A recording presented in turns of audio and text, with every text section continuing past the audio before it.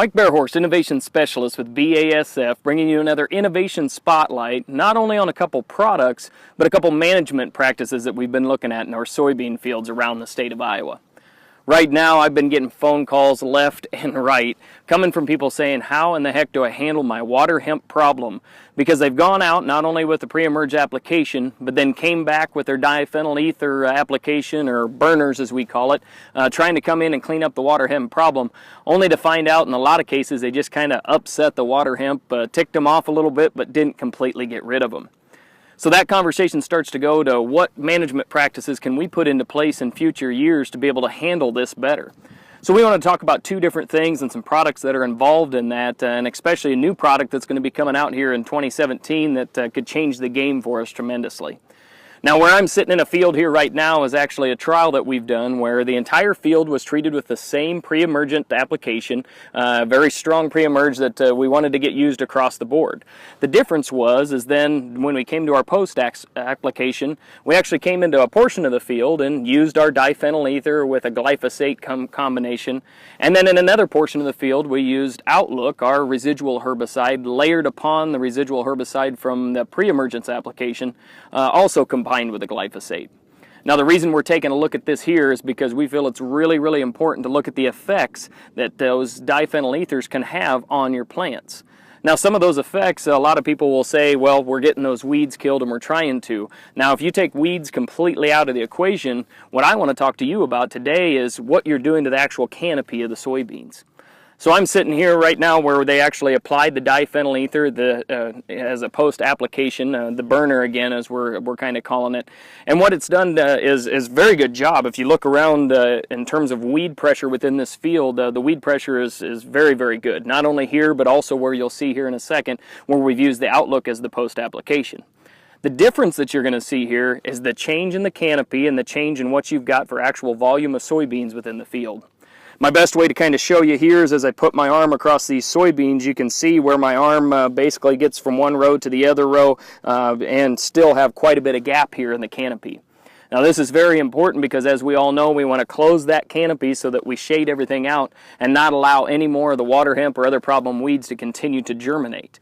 This is one thing we kind of look past when we burn our beans and when we nick them back a little bit. Maybe we're not affecting the yield, but we are affecting the rate at which we close those rows, which can cause us a lot of problems in the future for weeds. Here in just a second, I'm going to step over to the other part of the field here where a diphenyl ether was not used in and show you some of those differences. But also here for a second, we're going to show you a still picture of what we're seeing right here in this field and look at the difference in the size of the rows as compared to where we go here in a second.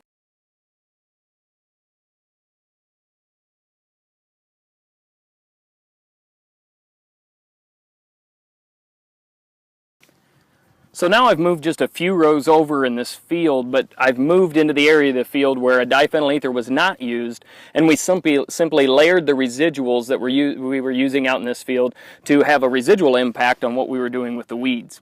Now, as I mentioned, what this did here was change the canopy that we're standing in, and as you look at this field across the rows, you can see a definite difference in how full and robust the beans are in the area where we weren't having to burn them back. Now, what that brings here is that we are a lot closer to canopy, as I just kind of showed you with my arm over there. Now, as I put the arm in here, you can notice that the space between the rows is a lot closer, and you'll be able to see that in the still picture here as well.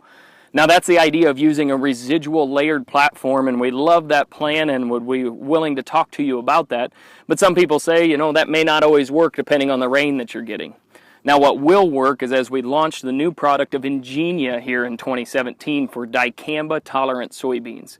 A lot of people have been talking about this, and a lot of people have been wondering how well it will work, and let me tell you, it works really well. Now, I'm not sitting in a spot here that was sprayed with dicamba. I'm not telling you that, but what I am telling you is you will see kind of the same results. As a dicamba-tolerant soybean, they will be tolerant to the Engenia herbicide that will be used on these beans, and thus limiting or eliminating the effect of having to burn your beans and burn back the canopy. That will also, of course, lead to the fact that then these will be able to close their rows even quicker, and when they close the rows quicker, we've shaded out the chances of those weeds regerminating and happening in the long run. That's something, of course, we want to look into. So as you look into your next plans for 2017 and start looking through what you think will work and won't work for your herbicide applications to try to take care of problem weeds like water hemp, we ask you to take a look at not only the idea of possibly layering your residuals using a strong pre-emerge followed by a very good residual product in the post, and then also look into a dicamba tolerant system using Engenia as the post product so that you don't have to deal with knocking the beans back and allowing for more days of that canopy not closing and allowing rows to be exposed.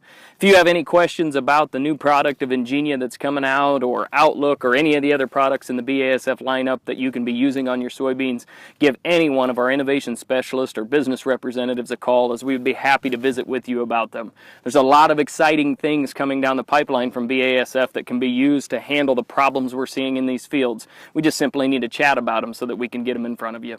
This is Mike Bearhorse with BASF, proud to be bringing you a great new product and proud to be talking about a really good management practice for you to be using in your fields. Thanks for watching.